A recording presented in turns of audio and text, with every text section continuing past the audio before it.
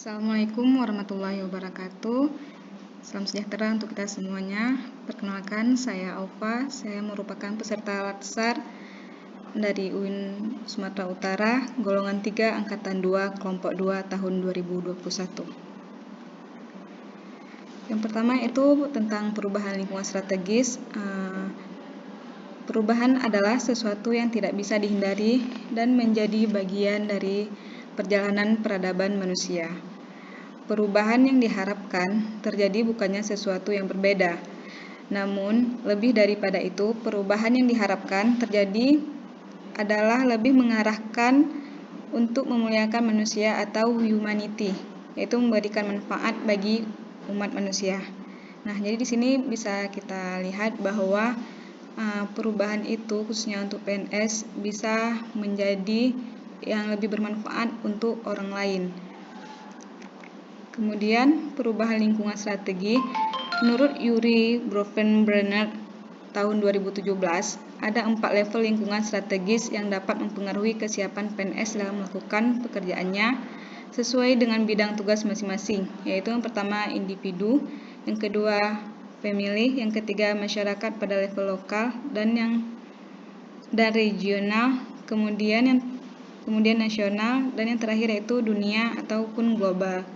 Nah, di sini individu itu yaitu bagaimanakah seorang PNS itu bisa memberikan motivasi untuk dirinya sendiri agar lebih siap untuk melakukan perubahan ataupun inovasi ketika berada di kantor ataupun berada di unit kerjanya. Kemudian family. Nah, di sini kita bisa melihat bahwa family adalah salah satu bagian terpenting dari seorang individu. Nah, jika seorang ASN memiliki masalah di keluarga, akan lebih baik tidak membuat seorang ASN untuk bekerja untuk tidak memberikan pelayanan yang baik kepada orang lain.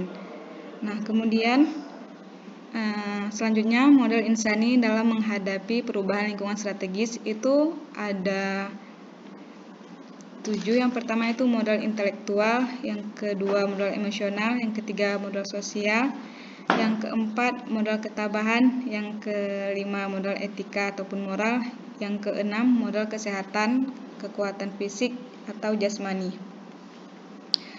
Isu-isu strategis kontemporer yang marak terjadi pada dunia sekarang, yaitu yang pertama adanya korupsi, di mana kita tahu bahwa korupsi ini sangat merajalela di manapun ya, tidak harus di Indonesia saja. Kan tetapi di Indonesia sendiri korupsi itu sudah ada badan yang menanggulanginya, itu seperti KPK. Nah, korupsi sendiri yaitu perbuatan yang dilakukan dengan maksud memberikan beberapa keuntungan yang bertentangan dengan tugas dan hak orang lain. Nah, di sini kita bisa melihat bahwa seorang ASN tidak boleh adanya korupsi di dalam dirinya.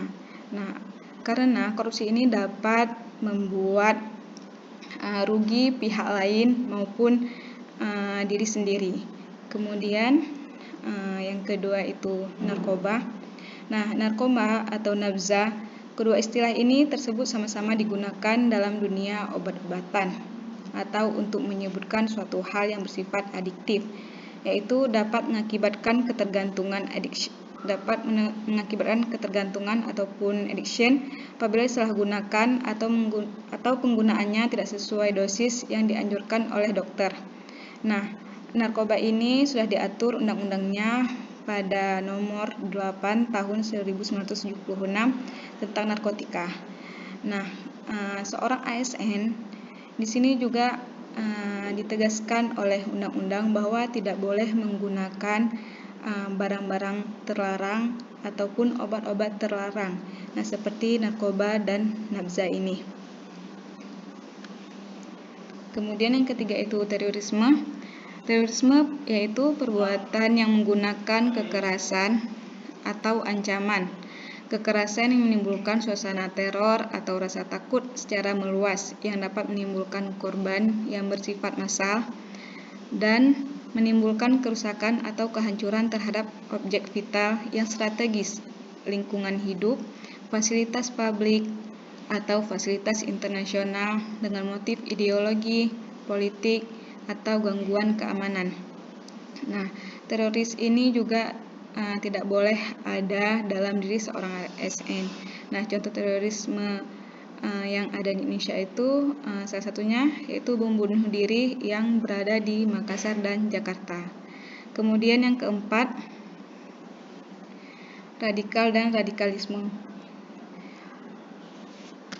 Radikal atau radikalisme ini itu kita bisa mengidentifikasi term radikal dengan nuansa yang politis, yaitu kehendak untuk mengubah kekuasaan.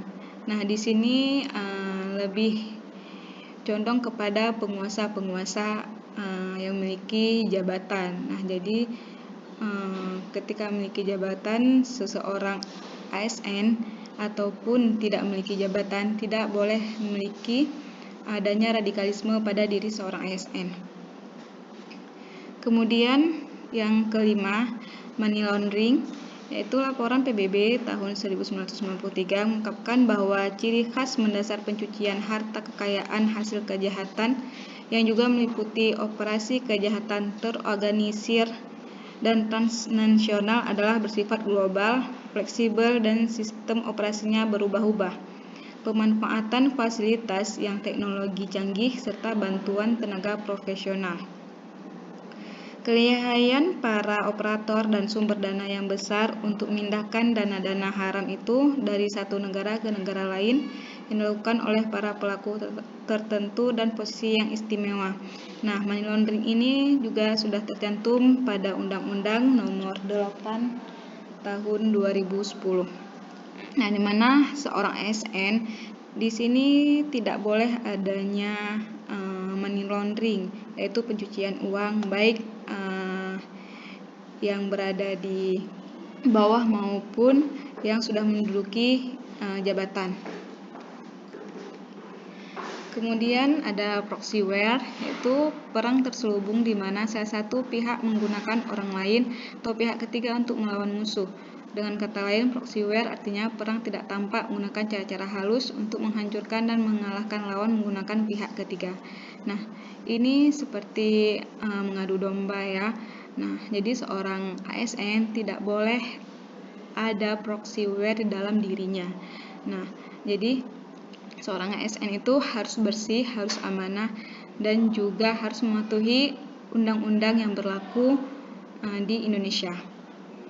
Kemudian yang ketujuh yaitu ada kejahatan mass communication, yaitu cybercrime, hate speech, dan hoax.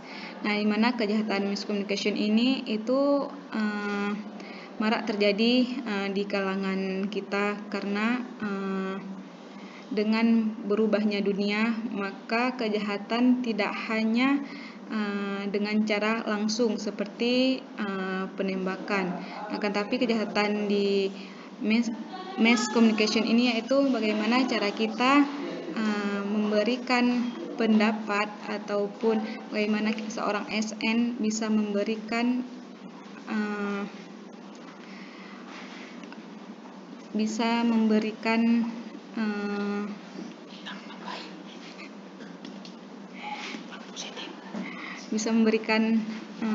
hal-hal yang positif baik di sosial media maupun di non sosial media. Kemudian ada teknik analisis isu. Yang pertama itu teknik tapisan isu, yang kedua teknik analisis isu. Nah, teknik analisis isu ini ada mind mapping, fishbone, diagram, analisis SWOT, matriks internal, eksternal, analisis kesenjangan atau gap analysis. Baik, terima kasih. Demikianlah penjelasan tentang analisis isu-isu kontemporer dari saya. Saya akhiri. Assalamualaikum warahmatullahi wabarakatuh. Terima kasih kepada Coach Selamat sore.